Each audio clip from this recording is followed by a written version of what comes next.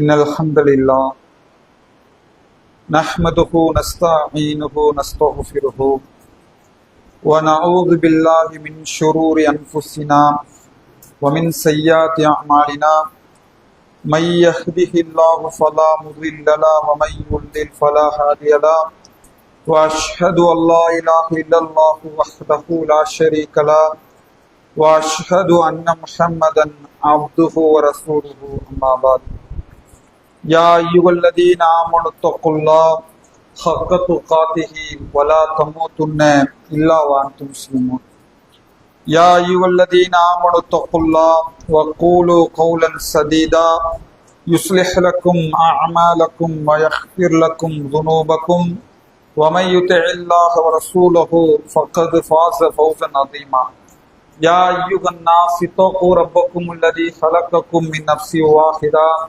وخلق منها زوجها وبث منهما رجالا كثيرا ونساء واتقوا الله الذي تساءلون به والأرحام إن الله كان عليكم رقيبا எல்லா புகழும் புகழ்ச்சியும் அல்லாஹ் ஒருவனுக்கே உரித்தாகட்டுமாக.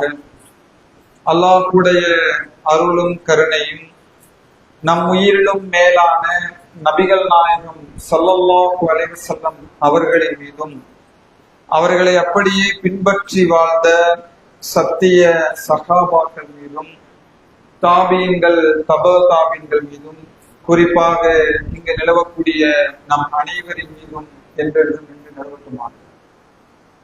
பேரன்புக்குரிய எல்லாம் அல்ல அல்லாஹ்வின் நல்லடியார்களே, அல்லாஹ்வுடைய மாபெரும் கிருபையினால் அவனுடைய அருள் நிறைந்த இந்த ஜும்மாவுடைய தினத்தில் அவன் நம் மீது கடமையாக்கி இருக்கிற இந்த ஜும்மாவுடைய தொழுகையை நிறைவேற்றுவதற்காக நாம் எல்லாம் இங்கே ஒன்று கூடியிருக்கிறோம். எப்படி அல்லாஹ் ரப்புல் ஆலமீன் இந்த இடத்தில் நாம் அனைவரையும் ஒன்று கூட்டினானோ அதே போல நாளை மறுமையிலே அல்லாஹ் தயாரித்திருக்கிற சொர்க்கத்திலே உயர்ந்த சொர்க்கமான ஜன்னத்துல் ஃபிர்தௌஸ் என்ற உயர்ந்த சொர்க்கத்தை நாம் அனைவருக்கும் தர வேண்டும் என்று பிரார்த்தனை செய்தவனாக எனது இந்த உரையை நான் ஆரம்பம் செய்கிறேன். அன்புள்ள சகோதர சகோதரிகளே, அல்லாஹ் ரப்புல் ஆலமீன் இந்த உலகத்தில் ஏராளமான படைப்புகளை படைத்திருக்கிறான். அவன் படைத்த எல்லா படைப்புகளையும் விட சிறந்த படைப்பாக மனித சமுதாயத்தை அல்லாஹ் படைத்ததாக சொல்லி காட்டுகிறான். அப்படிப்பட்ட மனித சமுதாயத்தை படைத்த ரப்புல் ஆலமீன் மனிதர்களுடைய குணங்களை பற்றி சொல்லும் பொழுது நபிகள் நாயகம் ஸல்லல்லாஹு அலைஹி வஸல்லம் அவர்கள் சொன்னார்கள், குல்லு பனி ஆதம யுஃப்திஉ பில்லைலி வன்னஹார். ஆதமுடைய மகன் காலையிலும் மாலையிலும் தவறு செய்யக்கூடியவனாகவே இருக்கிறார் என்று நபிகள் நாயகம் ஸல்லல்லாஹு அலைஹி வஸல்லம் அவர்கள் சொன்னார்கள். அந்த அடிப்படையில் இந்த உலகத்தில் இஸ்லாத்தை பின்பற்றி வாழக்கூடிய நாம் இஸ்லாம் சொல்லக்கூடிய எல்லா கட்டளைக்கும் முழுமையாக இந்த உலகத்தில் அடிபணிந்து வாழ்ந்துவிட முடியுமா என்றால் இல்லை. உலகத்தில் நம்மையும் அறியாமல் நமக்கு தெரியாமல் ஏராளமான தவறுகள் நிகழும் என்பதைத்தான் நபிகள் நாயகம் ஸல்லல்லாஹு அலைஹி வஸல்லம் அவர்கள் இந்த நபிமொழி வாயிலாக நமக்கு சொல்லித் தருகிறார்கள். ஆதமுடைய மகன் காலையிலும் மாலையிலும் தவறு செய்யக்கூடியவனாக இருக்கிறான். அப்ப எந்த மனிதராக இருந்தாலும் 100% இஸ்லாத்தை பின்பற்றி முழுமையாக இறைவனுக்கு கட்டுப்பட்டவராக எந்த இடத்திலும் முழுமையான ஒரு மனிதராக இருக்க முடியாது என்பதை நபிகள் நாயகம் ஸல்லல்லாஹு அலைஹி வஸல்லம் அவர்கள் இந்த நபிமொழியின் வாயிலாக நமக்கு சொல்லித் தருகிறார்கள். அதே போன்று இப்படி தவறு செய்வீர்கள் என்பது மட்டும் சொல்லாமல் அந்த தவறில் இருந்து யார் மீள்வார்களோ, அந்த தவறுக்காக அல்லாஹ்விடத்தில் யார் தௌபா செய்வார்களோ, அந்த தவறில் இருந்து யார் மீண்டு அல்லாஹ்விடத்திலே தன்னை ஒப்படைப்பார்களோ அவர்கள் தான் சிறந்தவர்கள், அவர்கள் தான் சுவனத்துக்குரியவர்கள், அவர்களுக்குத்தான் என்னுடைய மன்னிப்பு இருக்கிறது என்று அல்லாஹ் ரப்புல் ஆலமீன் பல்வேறு இடங்களிலே நமக்கு சொல்லித் தருகிறார். எனவே அந்த அடிப்படையிலே இந்த உலகத்தில் வாழுகிற நாம் ஏதோ ஒரு வகையிலே ஒவ்வொரு நாளும் தவறு செய்கிறோம், ஏதோ ஒரு வகையிலே நம்ம ஒவ்வொரு நாளும் பாவம் செய்து வருகிறோம். அப்படி நாம் பாவத்திலிருந்து வெளியேற வேண்டும் என்று சொன்னார், பாவத்திலிருந்து நீங்க வேண்டும் என்று சொன்னால் இஸ்லாம் சொல்லக்கூடிய முதல் அடிப்படை அம்சம் என்ன என்று கேட்டால் தௌபா. அல்லாஹ்விடத்திலே மனம் திருந்தி தௌபாவை செய்யுங்கள், பாவ மன்னிப்பு கேளுங்கள்.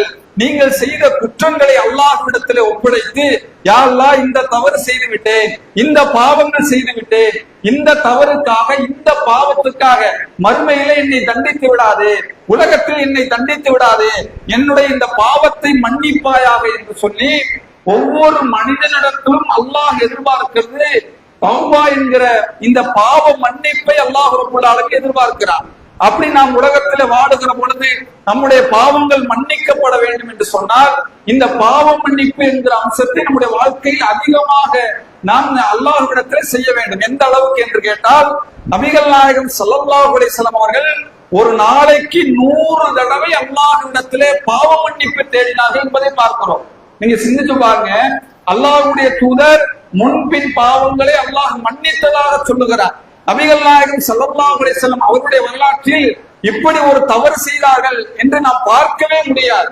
அப்படிப்பட்ட அல்லாஹ்வுடைய தூதர் ஒரு நாளைக்கு 100 தடவை அல்லாஹ்விடத்திலே கையேந்தி, யா அல்லாஹ் என் பாவத்தை மன்னித்து விடு என்று கேட்டார்கள் என்று சொன்னால், நாம் இந்த உலகத்திலே வாழுகிற பொழுது எத்தனை முறை அல்லாஹ்விடத்திலே பாவ மன்னிப்பு கேட்க வேண்டும் என்பதை நாம் சுய பரிசோதனை செய்ய வேண்டும்.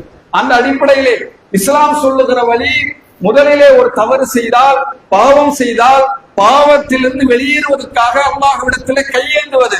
அதை தாண்டி இஸ்லாம் இன்னொரு அம்சத்தை சொல்லுகிறது.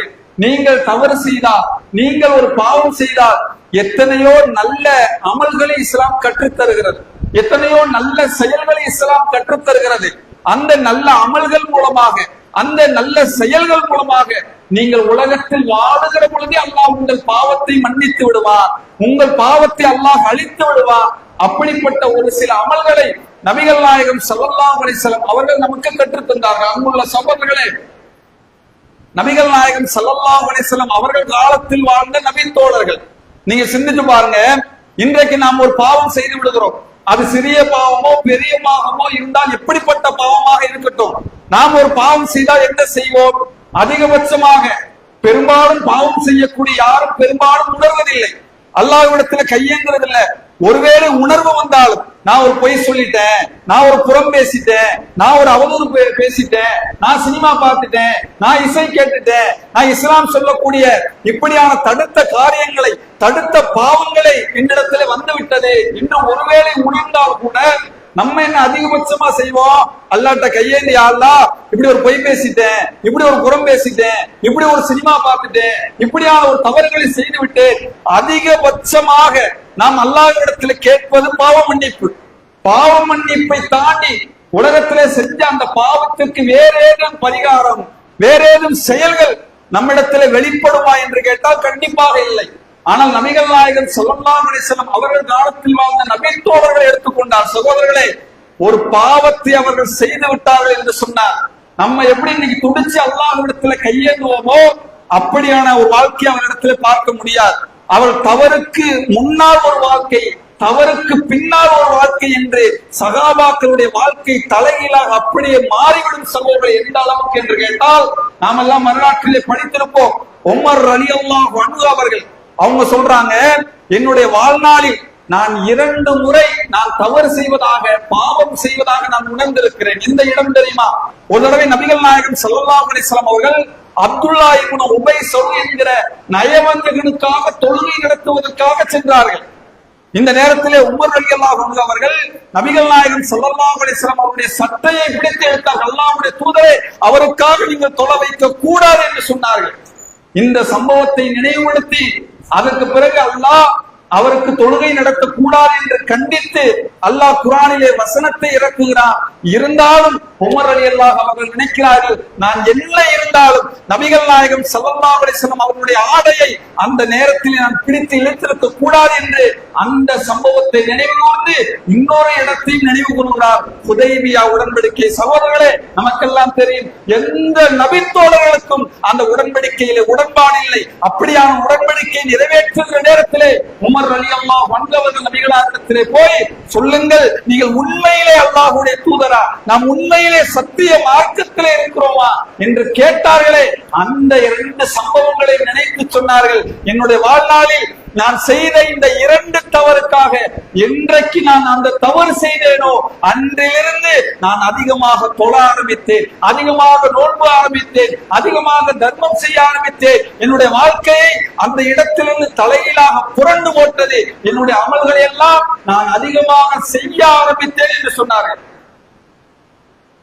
சகோதரன், நாம் ஒரு தவறு செய்தால் தவறுக்காக வருந்துவோம், தவறுக்காக கையேந்துவோம், தவறு செய்தவரிடத்திலே மன்னிப்பை வாங்குவதற்காக போராடுவோம். ஆனால் சகாபாக்கள் எப்படிப்பட்டவர்கள்? தவறு செய்தார்கள் என்று சொன்னால் அவருடைய தொழுகை வேறு மாதிரியாக இருக்கும், அவருடைய நோன்பு அதிகமாக இருக்கும், அவருடைய திக்ருகள் அதிகமாக இருக்கும், அவருடைய தர்மங்கள் அதிகமாக இருக்கும். கஅப் இப்னு மாலிக் ரலியல்லாஹு அன்ஹு நமக்கெல்லாம் தெரியும், ஒரு மிகச்சிறந்த நபித்தோழர்களில் ஒருவர். நாமெல்லாம் அதிகமான செய்திகளிலே கேள்விப்பட்டிருக்கோம். தபூக்குடைய போர்க்களத்திலே 40 அவர்கள் கலந்து கொள்ளாததற்காக அவர் நபிகள் நாயகம் ஸல்லல்லாஹு அலைஹி வஸல்லம் அவர்களை 40 நாட்கள் அந்த 3 தோழர்களோடும் யாரும் பேசக்கூடாது என்று சகாபாக்களிடத்திலே சொல்லி இருந்தார்கள். அந்த அடிப்படையிலே அந்த 3 நபித்தோழர்கள் இடத்திலும் எந்த நபித்தோழரும் பேசவில்லை. இறுதியாக அல்லாஹ் குர்ஆனிலே வசனத்தை இறக்கி அந்த 3 பேரையும் அல்லாஹ் மன்னித்தார் என்கிற வசனத்தை இறக்கி வைக்கிற நேரத்திலே கஅப் இப்னு மாலிக் ரலியல்லாஹு அன்ஹு அவர்கள் நபிகள் நாயகம் ஸல்லல்லாஹு அலைஹி வஸல்லம் அவரிடத்திலே ஓடோடி வருகிற நேரத்திலே அல்லாஹ்வுடைய தூதர் கஅபை பார்த்து சொன்னார்கள், உங்களை அல்லாஹ் மன்னித்ததாக குர்ஆனிலே வசனத்தை இறக்கி வைத்திருக்கிறான் என்று சொன்ன நேரத்திலே அந்த நேரத்திலே கஅப் இப்னு மாலிக் ரலியல்லாஹு அவர்கள் சொன்னார்கள், அல்லாஹ்வுடைய தூதரே, என் சொத்துக்கள் அனைத்தையும் இஸ்லாத்துக்காக அல்லாஹ்வுடைய பாதையிலே நான் தந்து விடுகிறேன். சகோதரன், நான் கேட்கிறேன், அவர்கள் செய்த தவறுதான். அந்த போர்க்களத்தில் பங்கெடுக்காமல் இருந்தது தவறுதான். அந்த தவறே அவர்கள் செய்திருந்தாலும் அதற்காக அந்த தண்டனையை பெற்றுக் கொண்டார்கள். இறுதியாக அல்லாஹ் குர்ஆனிலே வசனத்தை இறக்கி நான் அவர்களை மன்னித்து விட்டேன் என்று மன்னிப்பை பெற்ற போதும் கூட அந்த மன்னிப்புக்காக, அந்த தவறுக்காக, என் சொத்துக்கள் முழுக்க இஸ்லாத்துக்காக அல்லாஹ்வுடைய பாதைக்காக நான் கொடுக்கப்பட வேண்டும் என்பதற்காக தன் சொத்துக்கள் அத்தனையும் அல்லாஹ்வுடைய பாதையிலே இழந்தார். சகோதரர், ஒரு தவறு செய்துவிட்டு, ஒரு பாவம் செய்துவிட்டு அந்த பாவத்தை மன்னிப்பை பெறுவதற்காக எப்படி அலைந்தார்கள்? எதை கொடுத்தாவது மன்னிப்பை பெற வேண்டும் என்று நினைத்தார்கள். அன்னை ஆயிஷா ரலியல்லாஹு அன்ஹா சகோதரர்களே, அப்துல்லா இப்னு ஜுபைர் ரலியல்லாஹு அவர்களோடு ஒரு கட்டத்திலே அல்லாஹ்வின் மீது சத்தியமாக பேச மாட்டேன் என்று சத்தியம் செய்கிறார்கள். இறுதியாக அவர்கள் பேசக்கூடிய ஒரு சூழல் வருகிறது. அந்த நேரத்திலே சத்தியத்தை முறிக்கிறார்கள். அப்போது அன்னை ஆயிஷா ரலியல்லாஹு அன்ஹா சொன்னார்கள், நான் செய்த இந்த சத்தியத்தை முறித்ததற்காக நான் அன்றிலிருந்து தர்மம் அதிகமாக கொடுத்தேன், திக்ருகள் அதிகமாக செய்தேன், தொழுகையை அதிகமாக கடைபிடித்தேன். சகோதரர்களை, நபி தோழர்கள் அப்படித்தான். இன்றைக்கெல்லாம் பாவம் செய்து விட்டால் அந்த பாவத்தை கூட நாம் சட்டை செய்வதில்லை. ஆனால் நம்முடைய பாவங்கள் உலகத்திலே அழிக்கப்பட வேண்டும் என்று சொன்னால் ஒரு சில அமல்களை அல்லாஹ்வுடைய தூதர் கற்றுத் தந்தார்கள். அதிலே முதலாவது அல்லாஹ்வுடைய தூதர் சொன்னார்கள், அல்லாஹ்வை நினைவு கூறுவது என்று சொன்னார்கள், அல்லாஹ்வை திக்ர் செய்வது என்று சொன்னார்கள். சகோதரர்களை, எப்படி சொன்னார்கள் தெரியுமா?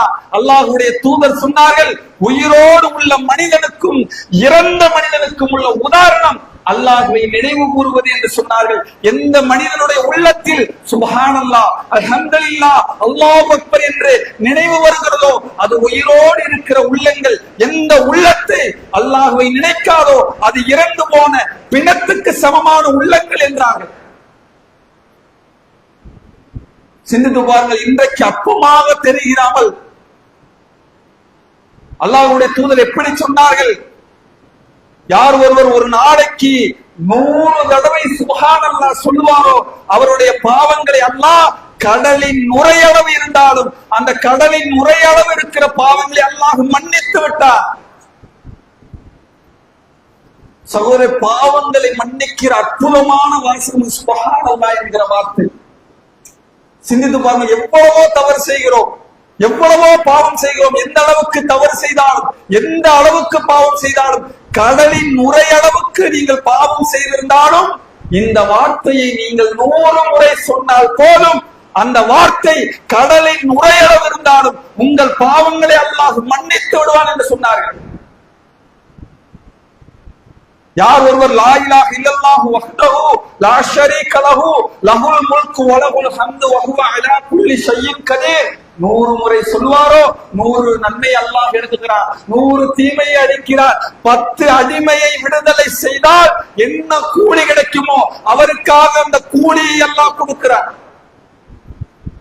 சகோதரர்களே, 10 அடிமைகள் என்றால் இன்றைக்கு ஒரு அடிமை சொகுசான வாகனத்திற்கு 10 லட்சம் ரூபாய் மதிப்புள்ள ஒரு வாகனத்தை எடுத்தால் எவ்வளவு விலை மதிப்பாக இருக்கும், அதுபோல 10 அடிமைகளை அல்லாஹ்வுடைய பாதையிலே விட்டால் என்ன கூலி கிடைக்குமோ அந்த கூலியை அல்லாஹ் உங்களுடைய நன்மையின் ஏட்டில் வரவு வைக்கிறான் என்றார்கள்.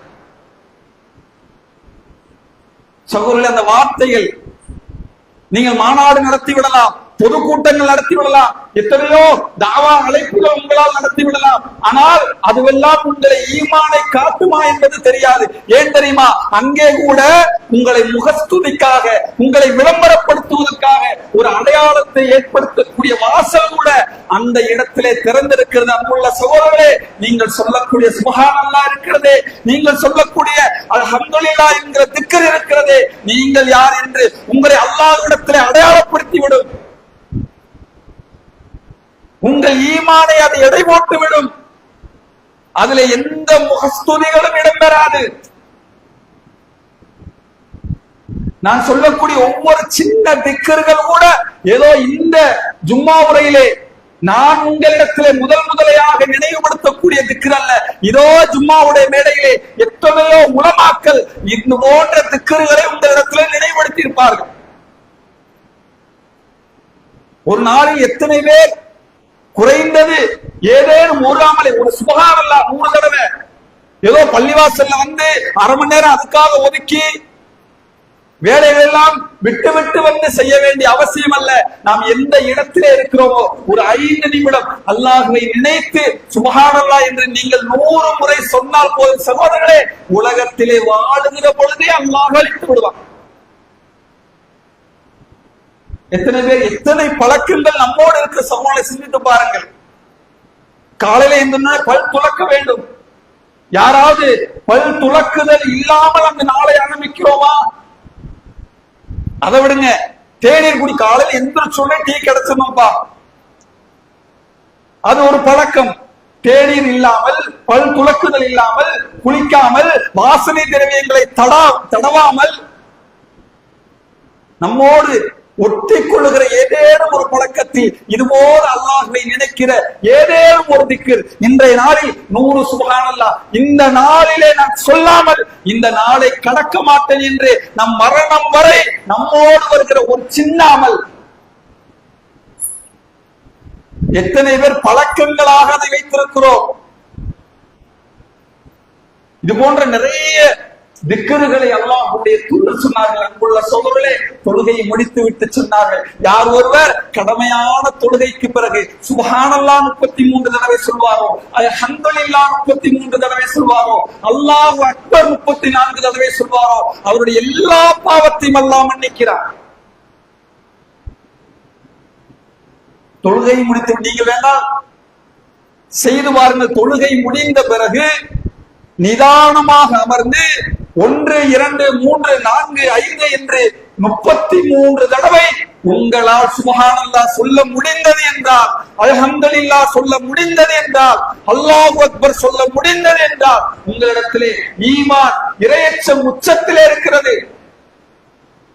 உங்களால என்ன முடியல? நிறைய பேரால் முடியவே முடியாது சகோதரர்களே. அமர முடியாது, என்ன முடியாது. ஒரு 5 திக்ரு 10 திக்ருக்கு மேல நினைவும் சிந்தனையும் எங்கோ போய்விடும். எந்த உள்ளங்கள் ஈமானால், இறையச்சத்தால், நாளை மறுமையை, சொர்க்கத்தை, நரகத்தை, மீசானுடைய தராசை எந்த உள்ளங்கள் நினைக்குமோ, எந்த உள்ளங்கள் பயப்படுமோ அந்த உள்ளங்கள் மட்டுமே அப்படியான அமல்களிலே தொடர்ச்சியாக இருக்கும்.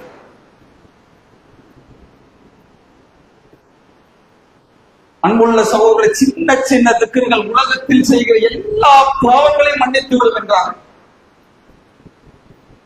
அடுத்து சொன்னார்கள் சகோதரர்களே, தொழுகையை சொன்னார்கள். அன்புள்ள சகோதரர்களே, தொழுகை எப்படி சொன்னார்கள் தெரியுமா? நபிகள் நாயகம் ஸல்லல்லாஹு அலைஹி வஸல்லம் அவர்கள் நபி தோழர்களை பார்த்து கேட்டார்கள், என் தோழர்களே, உங்கள் வீட்டின் முன்னால் ஒரு ஆறு ஓடிக்கொண்டிருந்தால் அந்த ஆற்றிலே 5 நேரம் குளித்தால் அந்த உடலிலே அழுக்கு ஏற்படுமா என்று கேட்டார்கள். ஏற்படுமா? சகாபாக்கள் சொன்னார்கள், அல்லாஹ்வுடைய தூதரே, இல்லை. ஒரு தடவை குளித்தால் அழுக்கு நீங்கிவிடும், 2 தடவை குளித்தால் நீங்கிவிடும், 3 தடவை குளித்தால் எப்படி அந்த உடல் 5 தடவை குளிச்சா எப்படி வெண்மையாக மாறிவிடுமோ அதுபோல் தான் தொழுகை. அன்புள்ள சகோதரர்களே, உலகத்தில் செய்கிற எந்த பாவங்களாக இருந்தாலும் அது சிறிய பாவமாக இருக்கலாம், அல்லாஹ் நாடினால் அது பெரும்பாவமாக கூட இருக்கலாம். நீங்கள் செய்கிற தொழுகை இருக்கிறது அன்புள்ள சகோதரர்களே, உங்கள் எல்லா பாவங்களையும் அழித்து விடும் என்று சொன்னார்கள். தொழுகை என்றால் தொழுகையை மட்டும் அல்லாஹ்வுடைய தூதர் சொல்லவில்லை. எப்படி சொன்னார்கள் தெரியுமா? தொழுகைக்காக வீட்டிலே உழு செய்வீர்களே அதை சொன்னார்கள், தொழுகைக்காக நடந்து வருவீர்களே அதை சொன்னார்கள், தொழுகைக்காக காத்திருப்பீர்களே அதை சொன்னார்கள், தொழுத இடத்திலே அமர்ந்திருப்பீர்களே அதை சொன்னார்கள். வெறும் வந்து 2 கை தக்பீர் கட்டி சலாம் கொடுத்துட்டு போறவே அது மட்டும் சொல்லல. அல்லாஹ்வுடைய தூதர் யார் ஒருவர் வீட்டிலே அழகான முறையிலே ஒளி செய்கிறார்களோ அவர்கள் ஒளி செய்கிற ஒவ்வொரு உறுப்பின் வழியாக அவர்கள் செய்த பாவங்கள் மன்னிக்கப்படும் என்று சொன்னார்கள். யார் ஒருவர் வீட்டிலே ஒளி செய்து பள்ளிவாசலுக்காக நடந்து வருவாரோ அவர் நடந்து வருகிற ஒவ்வொரு எட்டுக்கும் அல்லாஹ்வுடைய தூதர் சொன்னார்கள் அவருடைய பாவங்கள் மன்னிக்கப்படுகிறது என்று சொன்னார்கள். யார் ஒருவர் தொழுகைக்காக வந்து பாங்கு சொல்லிவிட்டார்கள், 10 நிமிடம் 20 நிமிடம் இருக்கிறது, அந்த தொழுகையை எதிர்பார்த்து காத்து கொண்டிருக்கிறார்களோ அவர் தொழுததாகவே கருதப்படுவார்கள் என்று சொன்னார்கள்.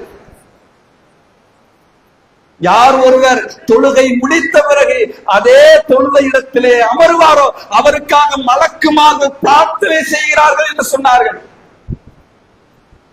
சகோதரர்களே, எப்படிப்பட்ட அமல் என்று பாருங்கள். எவ்வளவோ தவறுகள், எவ்வளவோ பாவங்களை செய்து அந்த பாவங்களை அழிப்பதற்காக போராடக்கூடிய ஒரு அற்புதமான செய்தியாக அல்லாஹ்வுடைய தூதர் தொழுகையை நம்மிடத்திலே சொன்னார்கள் என்று சொன்னால் அந்த தொழுகை இன்றைக்கு நம்மிடத்திலே எப்படி இருக்கிறது? அப்படி ஆவலோடு, அப்படி நம்முடைய பாவங்கள் மன்னிக்கப்படுவதற்காக அல்லாஹ்விடத்திலே ஓடோடி வந்து அப்படி கையேந்து கூடியவர்களாக இன்றைக்கு நாம் தொழுகையிலே இருக்கிறோமா என்று கேட்டால் அல்லாஹ் பாதுகாத்த ஒரு சில மக்கள் இருக்கலாம். அன்புள்ள சகோதரர்களே, சில சகோதரர்களை பார்க்கிறோம், ஜும்மா மட்டும்தான் தொழுவார்கள், 2 பெருநாட்கள் மட்டும்தான் தொழுவார்கள். அவர்கள் அல்லாஹ்விடத்திலே ஒரு நாளைக்கு அல்லாஹ் விதித்திருக்கிற 5 கடமைகளை சட்டை செய்யவே மாட்டார்கள். நான் கேட்கிறேன், யார் உடலை கொடுத்தது? யார்?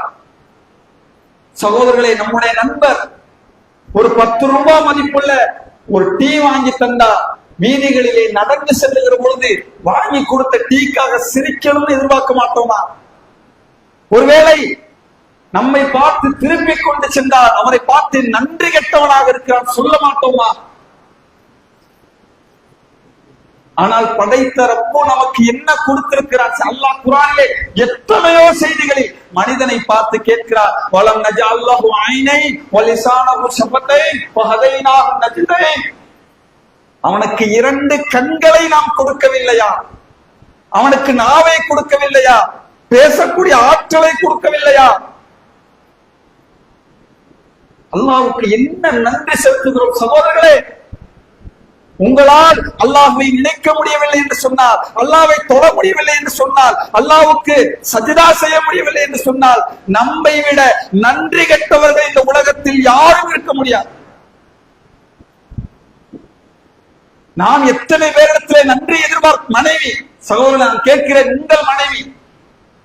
உங்கள் மனைவியை நீங்கள் திருமணம் முடித்ததற்காக என்னவெல்லாம் அவரிடத்தில் எதிர்பார்க்கிறீர்கள்? ஒரு 5 நிமிஷம் தாமதமா சாப்பாடு வந்துட்டா தட்டு பறந்துடும். ஏன்? நான் கட்டிய மனைவி, நான் அவளுக்கு உணவளிக்கிறேன், நான் அவளுக்கு உடையளிக்கிறேன். என் வீட்டிலே அவளை குடியமர்த்தியிருக்கிறேன். சாதாரணமாக கட்டிய மனைவியிடத்திலே இவ்வளவு நன்றி எதிர்பார்க்கிறோம், பெற்றோரிடத்திலே இவர் நன்றி எதிர்பார்க்கிறோம், பிள்ளைகளிடத்திலே இவர் நன்றி எதிர்பார்க்கிறோம். படைத்தவன், நம்மை சீராக்கியவன். சகோதரர்களை சிந்தித்து பார்த்து அல்லாஹ் சூரா கியாமா என்கிற அத்தியாயம், திருமறை குர்ஆனிலே 72வது அத்தியாயம் என்று நினைக்கிறேன், கியாமா என்கிற அத்தியாயம். அந்த அத்தியாயத்தை அல்லாஹ் படித்து பாருங்கள். எத்தனையோ மறுமை நாளை பற்றிய செய்திகளை சொல்லிக் கொண்டு வந்த ரப்புல் ஆலமீன் ஒரு வசனத்தை அல்லாஹ் கேட்கிறார். அல்லாஹ் எப்படி கேட்கிறான் தெரியுமா? அலம் யகுன் நுத்ஃபத்தன் மின் மணியுன்னா, மனிதன் செலுத்தி விடப்படுகிற இந்திரிய துளியாக ஒரு காலம் இருக்கவில்லை என்று கேட்கிறார். 40 வயசு 50 வயசு பெரிய ஜடமா, ஆட்சியில, அதிகாரத்துல, பொருளாதாரத்துல, ஆள்பலத்தோடு, பெரும்பான்மை அதிகாரத்தோடு இருக்கிற ஒவ்வொரு மனிதனையும் பார்த்து அல்லாஹ் கேட்கிறான், ஒரு காலத்திலே செலுத்தி விடப்படுகிற இந்திரிய துளியாக நீங்கள் இருக்கவில்லையா? நாம் தான் உம்மை படைத்தோம், சீராக்கினோம், அதை ஆண்களாக பெண்களாக இந்த உலகத்திலே உங்களை நாங்கள் வெளியாக்கினோம் என்று படைத்த ரப்புல் ஆலமீன் நம்மை உருவாக்கியவன், உருவம் கொடுத்தவன், நாவை கொடுத்தவன், கண்ணை கொடுத்தவன், பேசக்கூடிய ஆட்களை கொடுத்தவன். அப்படிப்பட்ட ரப்பை எப்படி நன்றி மறக்க நமக்கு மனம் வருகிறது? ஒரு 2 நிமிடம் மூச்சு விடுவதற்கு சிரமப்பட்டால் மருத்துவமனையிலே லட்சங்களிலே கோடிகளிலே செலவழிக்க நாம் தயார். 2 நிமிஷம் மூச்சு நின்னா போதும். ஆனால் எந்த கூலியும் வாங்காமல் 30 வயது 40 வயது 50 வயது வரைக்கும் மூச்சு விடக்கூடிய ஆற்றலை நமக்கு ஒவ்வொரு நிமிடத்திலும் தந்து கொண்டிருக்கிறானே, அப்படிப்பட்ட ரப்புல் ஆலமீனை உங்களால் ஒரு 5 நிமிடம் தொழுகைக்காக ஒதுக்கி வர முடியவில்லை என்று சொன்னால் சகோதரர்களே, நம்மை விட நன்றி கெட்டவர்கள் யாரும் இல்லை. இந்த உலகத்தில் எங்கேயும் இல்லை. அல்லாஹ் குர்ஆனில் சகோதரர்களே, நிம்மதி எங்கேயோ தேடுகிறோம், பொருளாதாரத்தில் தேடுகிறோம், கிடைச்சிருமான்னு பார்க்கிறோம், மூழ்கி பார்க்கிறோம், எப்படியாவது அடைஞ்சிட முடியுமா தேடுகிறோம், இல்லை. குடும்பத்துல தேடுறோம், இல்லை. அல்லாஹ் குர்ஆனிலே சொல்லி காட்டுகிறான், அறிந்து கொள்ளுங்கள், அல்லாஹ்வின் நினைவில் மட்டுமே உள்ளங்கள் அமைதி பெறுகிறது. சகோதரர்களே, தொழுகையிலே இருக்கிறது. நீங்கள் எந்த அமைதியை தேடி ஊர் ஊராக குடும்பங்களிலும் பொருளாதாரத்திலும் தேடி தேடி திரிகிறீர்களோ அந்த நிம்மதி அல்லாஹ் சொல்லி காட்டுகிறார். அல்லாஹ்வின் நினைவிலே தொழுகையிலே அந்த அமைதி இருக்கிறது. அந்த அமைதியை தேடி வந்தவர்கள் எத்தனை பேர் சிந்தித்து பாருங்கள். அன்புள்ள சகோதரர்களே, நபிகள் நாயகம் ஸல்லல்லாஹு அலைஹி வஸல்லம் அவர்கள் தொழுகையை சொன்னார்கள். பிலால் ரலியல்லாஹு அழைத்து சொன்னார்கள், பிலாலே, தொழுகைக்காக நீங்கள் அழைப்பு கொடுத்து எனக்கான கண் குளிர்ச்சியை ஏற்படுத்துங்கள் என்று சொன்னார்கள். சகோதரர்களே, தொழுகை கண் குளிர்ச்சி, அது சுமை அல்ல, அது பாரம் அல்ல. செய்யாமல் விட்டால் குற்றமே என்று ஓடுவதற்குரிய அமல் அல்ல. கண் குளிர்ச்சி, அது அமைதி, அது நிம்மதி. அந்த அமைதியை, அந்த நிம்மதியை உளமாற நாம் அடைந்திருக்கிறோமா என்பதை நாம் சிந்தித்து பார்க்க வேண்டும். நபிகள் நாயகம் ஸல்லல்லாஹு அலைஹி வஸல்லம் அவர்கள் அதனால் தான் சொன்னார்கள், தொழுகையை சொன்னார்கள். அன்புள்ள சகோதரர்களே, உலகத்தில் எவ்வளவோ செய்கிறோம், சிறுபாவங்கள் எவ்வளவோ செய்கிறோம், பெரும்பாவங்கள் எவ்வளவோ செய்கிறோம். நம்முடைய எல்லா பாவங்களையும் அழித்து விடக்கூடிய ஒரு அற்புதமான வணக்கமாக நபிகள் நாயகம் ஸல்லல்லாஹு அலைஹி வஸல்லம் அவர்கள் தொழுகையை சொன்னார்கள். அடுத்து சொன்னார்கள், சகோதரர்களே, யார் ஒருவர் வீதியிலே நடந்து செல்லுகிற பொழுது பிறருக்கு தொல்லை தருகிற ஏதேனும் ஒரு பொருளை அங்கிருந்து அவர் அகற்றினால் அல்லாஹ்வுடைய தூதர் சொன்னார்கள், அல்லாஹ் அவருடைய பாவங்களை மன்னிக்கிறான் என்று சொன்னார்கள். சகோதரர்களே, நம்முடைய பாவங்கள் மன்னிக்கப்பட வேண்டும் என்று சொன்னார். எப்படி அல்லாஹ்விடத்திலே கையேந்துகிறோமோ, எப்படி திக்ர் எடுக்கிறோமோ, எப்படி அல்லாஹ்வுக்கு செய்ய வேண்டிய வணக்க வழிபாடுகளை செய்கிறோமோ, அடுத்தவர்களுக்கு துன்பம் தருகிற, அடுத்தவர்களுக்கு கஷ்டம் தருகிற ஏதேனும் ஒரு காரியத்தை, ஒரு துன்பத்தை அவர்களிடத்திலிருந்து நீங்கள் மீட்டு கொடுத்தால் சகோதரர்களே, அல்லாஹ் உங்களுடைய பாவங்களை மன்னிக்கிறான் என்றார்கள். நபிகள் நாயகம் ஸல்லல்லாஹு அலைஹி வஸல்லம் அவர்கள் சொன்னார்கள், அல்லாஹ்வுக்கு பிடித்த எத்தனையோ அமல்களை அல்லாஹ்வுடைய தூதர் கற்றுத் தந்தார்கள். அதிலே ஒன்றை சொன்னார்கள், உங்கள் சகோதரருடைய உள்ளத்திலே உங்களால் ஒரு இன்பத்தை, ஒரு மகிழ்ச்சியை முளைவிக்க முடிந்தால் சகோதரர்களே, அல்லாஹ்வுக்கு மிகச்சிறந்த அமல்களில் ஒன்று என்று சொன்னார்கள். இன்றைக்கு எப்படி இருக்கிறோம்? முஸ்லிம்கள் என்றால் அல்லாஹ்வுடைய தூதர் இலக்கணத்தை சொன்னார்கள், ஒரு கட்டிடத்தை போன்றவர்கள் என்றார்கள், ஒரு உடலை போன்றவர்கள் என்று சொன்னார்கள்.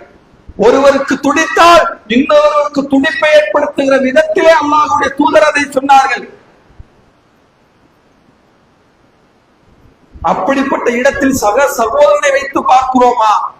சக சகோதரனுக்கு ஒரு துன்பம், இழப்பு, கஷ்டம் வந்தால் என்னால் இயன்ற பங்களிப்பை எப்படியாவது செய்வேன். பொருளாக, பணமாக, உதவியாக அல்லது வேலையாக. அவன் என் சகோதரன், என் நண்பன், சக முஸ்லிம். அவனுடைய உள்ளத்திலே மகிழ்ச்சியை விளைவிப்பதற்காக போராடுவேன். எத்தனை பேர் செய்திருக்கிறோம் சகோதரர்களே? உலகத்தில் எத்தனையோ ஏழைகள், ஒரு வேளைக்கு உணவில்லாத எத்தனையோ மனிதர்களை பார்க்கிறோம். அல்லாஹ் குர்ஆனிலே சொல்லி காட்டுகிறான், இன்னமா நுதீமுக்கும் லிவஜ்ஹில்லாஹி லா நுரீது மின்கும் ஜஸாஅ வலா ஷுக்கூரா. அவர்கள் அல்லாஹ்வை நேசித்ததற்காக ஏழைகளுக்கும் அனாதைகளுக்கும் அவர்கள் உணவளிப்பார்கள். உணவளித்து விட்டு சொல்வார்கள், நாங்கள் ஏன் உங்களுக்கு உணவளித்தோம் தெரியுமா? அல்லாஹ்வின் திருமுகத்திற்காகவே உங்களுக்கு உணவளித்தோம். உங்களிடத்திலே நன்றியோ உங்களிடத்திலோ கூலியோ எதிர்பார்க்கவில்லை. எங்களுடைய நோக்கம் அல்லாஹ் எங்களை பொருந்திக் கொள்ள வேண்டும். அல்லாஹ்வின் முகத்துக்காக உங்களிடத்திலே உணவளிக்கிறோம் என்று அந்த நன்மக்கள் சொல்வார்கள் என்று அல்லாஹ் குர்ஆனிலே சொல்லி காட்டுகிறார். சகோதரர்களே, அடுத்தவர்களுக்கு உதவுகிற சின்ன சின்ன அமல்கள், உங்களால் முடிந்தால் சக நண்பர்களை நீங்கள் பேசக்கூடிய சின்ன சின்ன வார்த்தைகள், எந்த அளவுக்கு அல்லாஹ்வுடைய தூதர் சொன்னார்கள், உங்கள் சகோதரனை சந்திக்கிற பொழுது நீங்கள் பார்த்து சிரிக்கக்கூடிய புன்முறுவல் கூட உங்களுக்கான தர்மம் என்றார்கள். ஏதோ கையில பாக்கெட்ல இருந்து 500 ரூபாய் 1000 ரூபாய் எடுத்து கொடுத்தா மட்டும் தர்மம் இல்ல. சக சகோதரன் வருகிறார், வீதியிலே நடந்து செல்லுகிற பொழுது அவரை பார்த்து சிரிக்கிற ஒரு சின்ன சிரிப்பு இருக்கிறது. அந்த சிரிப்புக்காக அல்லாஹ் எப்படி எழுதுகிறார்? அவர் 100 ரூபாய் 1000 ரூபாய் பாக்கெட்ல எடுத்து எப்படி கொடுத்தாரோ அதற்கான நன்மைகளை எழுதுகிறார்.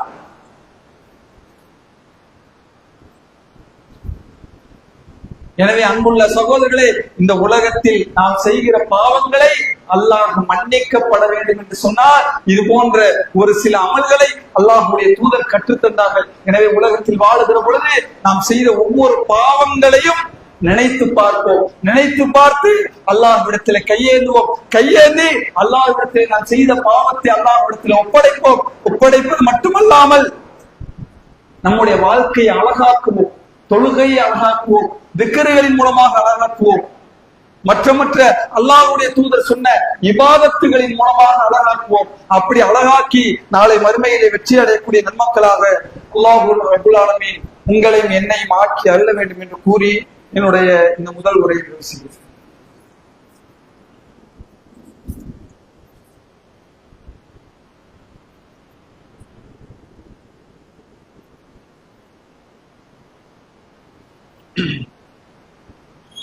அன்புள்ள சகோதர சகோதரிகளே, அல்லாஹ் ரப்பல் ஆலமீன் இந்த ஜும்மாவுடைய நாளை பற்றி சொல்லும் பொழுது நிறைய சிறப்புகளை அல்லாஹ்வுடைய தூதர் சொன்னார்கள். எந்த அளவுக்கு சொன்னார்கள் என்றால், ஒரு வெள்ளிக்கிழமையில் பெருநாள் வந்து விட்டால், பெருநாளோ அல்லது வெள்ளிக்கிழமையான தொழுகையோ ஏதேனும் ஒன்றை நிறைவேற்றினால் போதுமானது என்று சொல்லக்கூடிய அளவுக்கு ஜும்மாவுடைய நாளை ஒரு பெருநாளை போன்று அல்லாஹ்வுடைய தூதர் அறிவித்தார்கள். அது மட்டுமல்லாமல் வெள்ளிக்கிழமை தான் நபி ஆதம் அலைஹிஸ்ஸலாம் அவர்கள் படைக்கப்பட்டது வெள்ளிக்கிழமை, அவர்களை சுமனத்துக்கு அனுப்பப்பட்டது வெள்ளிக்கிழமை, மீண்டும் இந்த உலகத்துக்கு அல்லாஹ் அனுப்பப்பட்டது வெள்ளிக்கிழமை. இந்த உலகத்தை அழிப்பதற்காகவும் அல்லாஹ் வெள்ளிக்கிழமையை தான் அல்லாஹ் தேர்ந்தெடுத்தான் என்று நபிகள் நாயகம் ஸல்லல்லாஹு அலைஹி வஸல்லம் அவர்கள் சொன்னார்கள். எனவே நாம் அமர்ந்திருக்கிற இந்த நாள் சாதாரண நாள் அல்ல. இது இந்த உலகத்தை அழிக்க போகிற ஒரு மிக முக்கியமான இறுதி நாளாக கூட இருக்கலாம் என்று நபிகள் நாயகம் ஸல்லல்லாஹு அலைஹி வஸல்லம் அவர்கள் சொன்னார்கள். அந்த அடிப்படையிலே அப்படியான ஒரு சிறப்பான ஒரு நாளிலே இன்றைக்கு நம்மில் பெரும்பாலும் வெள்ளிக்கிழமை வந்துவிட்டால் எப்படி நம்ம சமுதாயத்திலே புரிந்திருக்கிறோம் என்றால், வெள்ளிக்கிழமையா சரியா கண்டிப்பா தொழுகணும், அது ஓரளவுக்கு முஸ்லிம்களில் ஒரு 80% தொழ வேண்டும் என்று நினைத்திருக்கிறார்கள். தொழணும்னா எப்படி தொழணும்?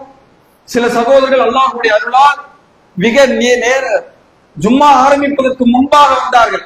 நிஜமாக அல்லாஹ்வுடைய அருளுக்கு சொந்தக்காரர்கள். ஏனென்றால் அல்லாஹ் குர்ஆனிலே சொல்லி காட்டுகிறார், யாருக்கு அல்லாஹ் நன்மையை நாடுகிறானோ அவர்களை நல்ல செய்திகளை அல்லாஹ் கேட்க செய்வான் என்றார்கள். சகோதரர்களே, அல்லாஹ்வுடைய வசனங்களை கேட்கிற அந்த பாக்கியம் இருக்கிறதே, அல்லாஹ்வுடைய தூதருடைய பொன்மொழிகளை கேட்கிற பாக்கியம் இருக்கிறதே, நிஜமாக அவர்கள் அல்லாஹ்வுக்கு அருளுக்குரியவர்கள். ஏதோ காசு பணம், பொருளாதாரம், பிசினஸ் அல்லது நல்ல மனைவி, பிள்ளை, அவர்களை அல்லாஹ்வுக்கு அருளுக்குரியவராக அல்லாஹ் சொல்லவில்லை. அல்லாஹ் ஒரு மனிதனுக்கு நன்மையை நாடிவிட்டால், சுவனத்தை தர வேண்டும் என்று முடிவெடுத்தால், நரகத்திலிருந்து அவனை பாதுகாக்க வேண்டும் என்று முடிவெடுத்தால், அல்லாஹ் அவர் என்ன செய்வான்? நல்ல செய்திகளை கேட்கிற வாய்ப்பை அல்லாஹ் ஏற்படுத்தி கொடுப்பான். நல்ல சிந்தனை, நல்ல நபிமொழிகளை கேட்கிற வாய்ப்பை அல்லாஹ் ஏற்படுத்தி கொடுப்பான் என்று அல்லாஹ்வுடைய தூதர் சொன்னார்கள். சிந்தித்து பாருங்க, நம்முடைய கடந்த கால ஜும்மாக்கள், எத்தனையோ ஜும்மா இந்த பள்ளிவாசலில் வந்து நிறைவேற்றி இருக்கிறோம். நான் நிறைய பள்ளிவாசல் இது போன்ற உரை நிறுத்தும் போது சொல்லியிருக்கிறேன். நிறைய பள்ளிவாசலுக்கு சென்றிருக்கிறேன். ஆரம்பமாக செல்லக்கூடிய ஒவ்வொரு நேரத்திலும் பார்ப்பேன், யார் முதல் நேரத்திலே ஜும்மாவுக்காக வந்தார்களோ 3 வருடங்களாக அவர்தான் முதல் நேரத்திலே வருவார். யார் கடைசி நேரத்திலே ஜும்மாவுக்கு வருவார்களோ எத்தனை முறைகள் கேட்டாலும் கடைசியாகத்தான் ஜும்மாவுக்கு வருவார். நீங்க எந்த பள்ளிவாசலில் இந்த நிலைமையை பார்க்க, ஃபர்ஸ்டா இவர் வந்துருவாருங்க, செகண்ட் இவர் வந்துருவாரு, மூணாவது இவர் வந்து இவர் எப்போ வருவார் தெரியுமா? கடைசியா கரெக்டா அந்த இமாம் முடிக்கும் போது வருவாரு, 2வது உரையில வருவாரு, தொழுகையில் நடக்கும் போது வருவாரு. அப்படி வரக்கூடிய சகோதரர்கள், உங்கள் உள்ளத்தை நீங்கள் சுய பரிசோதனை செய்ய வேண்டும். ஏனென்று கேட்டால் அல்லாஹ் குர்ஆனிலே சொல்லி காட்டுகிறான். அன்புள்ள சகோதரர்களே, அல்லாஹ் எப்படி சொல்லுகிறான் தெரியுமா? சில பேருடைய உள்ளங்களை நாம் சீல் வைத்து விட்டோம், அந்த உள்ளங்களிலே எந்த நல்ல செய்திகளும் போகாது என்று சொன்னார்கள். அந்த செவிகளிலே எந்த நல்ல செய்திகளும் போகாது என்று சொன்னார்கள். எந்த நல்ல செய்திகளும் அந்த உள்ளத்தை சிந்திக்காது என்று சொன்னார்கள். என்ன உரைகள் கேட்டாலும், என்ன குர்ஆன் வசனம் கேட்டாலும், என்ன நபிமொழிகள் கேட்டாலும், அந்த உள்ளங்களால், அந்த சிந்தனையால் அவர்கள் சிந்திக்காது என்று அல்லாஹ் சொல்லுகிறானே, அந்த இடத்தில் இருக்கிறோமா? கடைசியாக நாம் முழுமையாக கேட்ட ஜும்மா உரை எப்போது?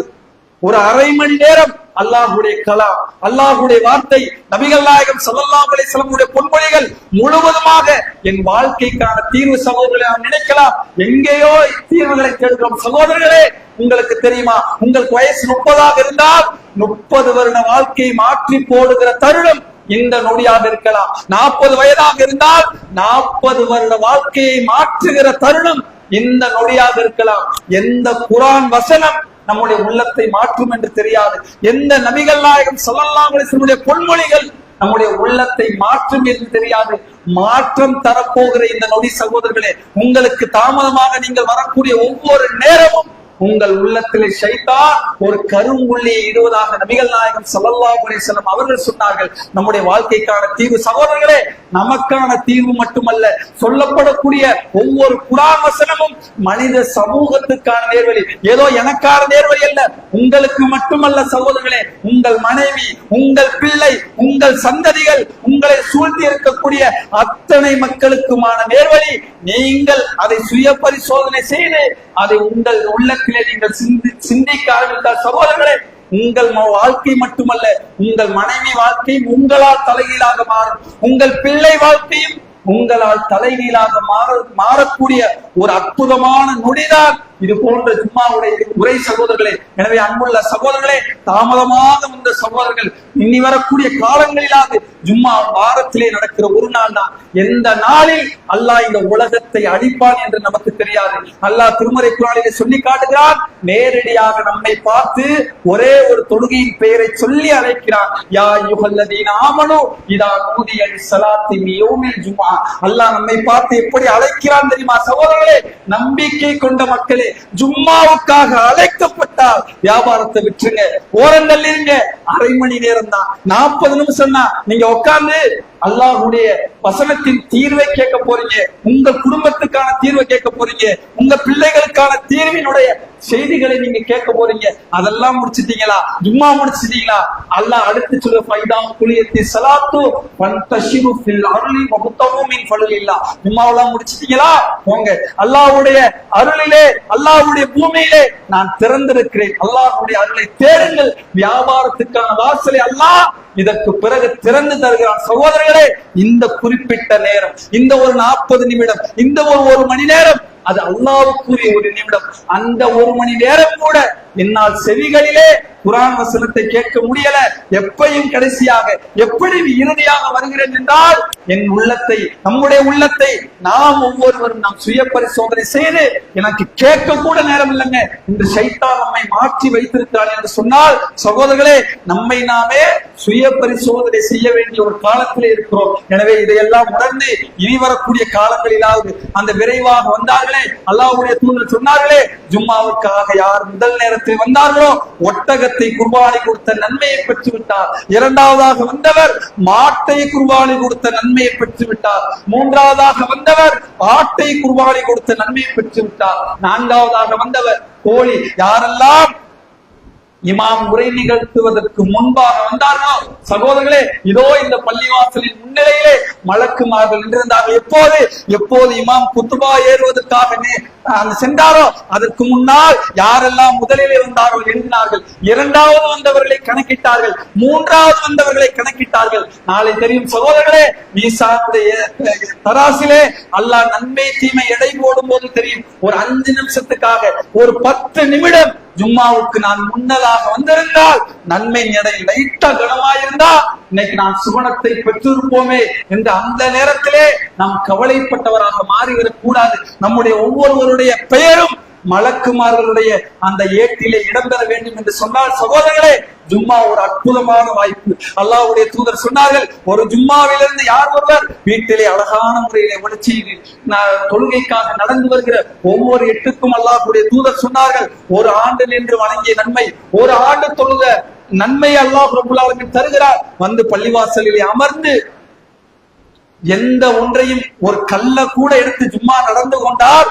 ஒரு கல்ல கூட எடுத்து அந்த பக்கம் போட்டுறாதீங்க, ஜும்மா வீணாகிவிடும். உங்கள் அருகிலே இருப்பவரை பேசாதே என்று கூட சொல்லிவிடாதீர்கள், உங்கள் ஜும்மாவின் நன்மையை இழந்து விடுவீர்கள் என்று சொன்னார்கள். சகோதரர்களே, ஜும்மாவில் உட்கார்ந்து கொண்டு இன்றைக்கு மொபைல் போனை பேசக்கூடிய சகோதரர்களை பார்க்கிறோம், வெளியே போய் பேசக்கூடிய சகோதரர்களை பார்க்கிறோம், எத்தனையோ வீணான காரியங்களில் ஈடுபடக்கூடிய சகோதரர்களை பார்க்கிறோம். நம்முடைய நன்மை எந்த நோக்கத்துக்காக ஜும்மாவுக்கு வந்தோமோ, எந்த நோக்கத்துக்காக உரைகளை கேட்கிறோமோ, அந்த நோக்கத்தை பாழாக்கக்கூடிய இடமாக இந்த ஜும்மாவுடைய இடங்கள் மாறிவிடக் கூடாது. அதனால் தான் அல்லாஹ்வுடைய தூதர் சொன்னார்கள், கல்ல கூட எடுத்தபடி போட்டாதீங்க, பேசிக் கொண்டிருந்தால் பேசாதேன்னு கூட சொல்லிடாதீங்க, அந்த நன்மை இழந்தவராக மாறிவிடுவீர்கள். அப்படி ஒருவர் வந்து அந்த உரையை கேட்டு அந்த தொழுகையை முடித்து அடுத்த வாரம் வருவாரே, அந்த 7 நாட்கள் இருக்கிறதே, 7 நாட்களில் அவர் செய்த எல்லா பாவத்தையும் அல்லாஹ் மன்னிக்கிறார் என்று நபிகள் நாயகம் ஸல்லல்லாஹு அலைஹி வஸல்லம் அவர்கள் சொன்னார்கள். எனவே அன்புள்ள சகோதரர்களே, ஜும்மாவுடைய அந்த கடமையை நிறைவேற்றுவதற்காக வேகமாக விரைவாக அல்லாஹ்வுடைய இல்லத்துக்கு வந்து அதன் மூலமாக நன்மையை பெற்று நாளை மறுமையிலே சுவனத்தை அடையக்கூடிய நன்மக்களாக அல்லாஹ் ரப்பல் ஆலமீன் உங்களையும் என்னையும் ஆக்கி அருள வேண்டும் என்று கூறி என்னுடைய இந்த உரையை செய்கிறேன்.